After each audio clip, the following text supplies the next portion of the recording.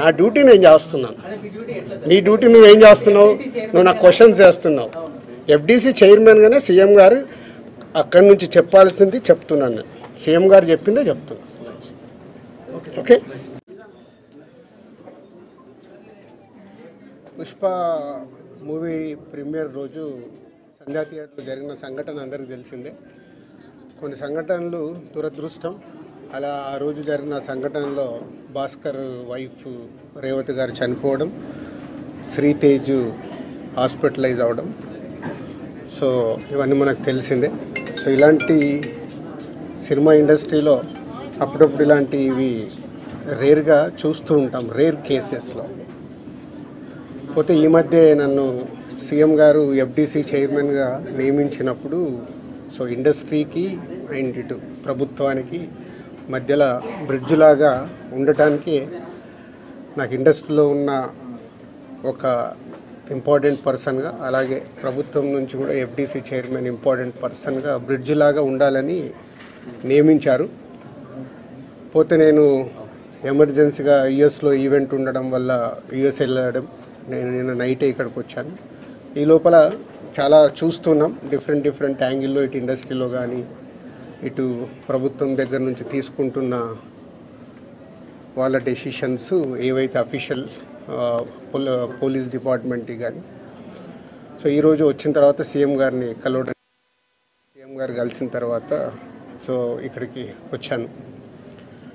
ఇప్పుడు భాస్కర్కి మెయిన్గా ఇటు ఇండస్ట్రీ నుంచి అటు ప్రభుత్వం నుంచి అన్ని రకాలుగా నా ద్వారా నిలబడి వాళ్ళని అన్ని రకాలుగా జాగ్రత్తగా చూసుకునే బాధ్యత తీసుకుంటున్నాము. అలాగే భాస్కర్ని అడిగాను, ఇప్పుడే working in private job. So భాస్కర్కి ఇంట్రెస్ట్ ఉంటే ఇండస్ట్రీలోకి తీసుకొచ్చి ఆయనకు పర్మనెంట్గా కూడా ఒక జాబు ప్రొవైడ్ చేసేలాగా నాకు ఆలోచన వచ్చి నేను సీఎం గారికి చెప్పడం బాగుందన్నారు. సో అది ముందు శ్రీతేజ్ రికవర్ అయిన తర్వాత ఈ ఫ్యామిలీకి కావాల్సినవి, నెక్స్ట్ అయిన డాటర్ కూడా ఉంది, 7 years పాప. సో వాళ్ళకి కావాల్సినవన్నీ చూసుకునే బాధ్యతని తీసుకుంటున్నాను. అలాగే ఇండస్ట్రీ,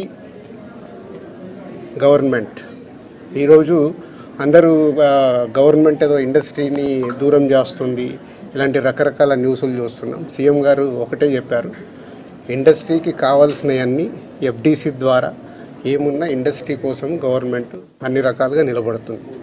అలాగే నేను వచ్చిన తర్వాత ఇండస్ట్రీలో కూడా చాలామందితో మార్నింగ్ నుంచి మాట్లాడుతూ ఉన్నాను.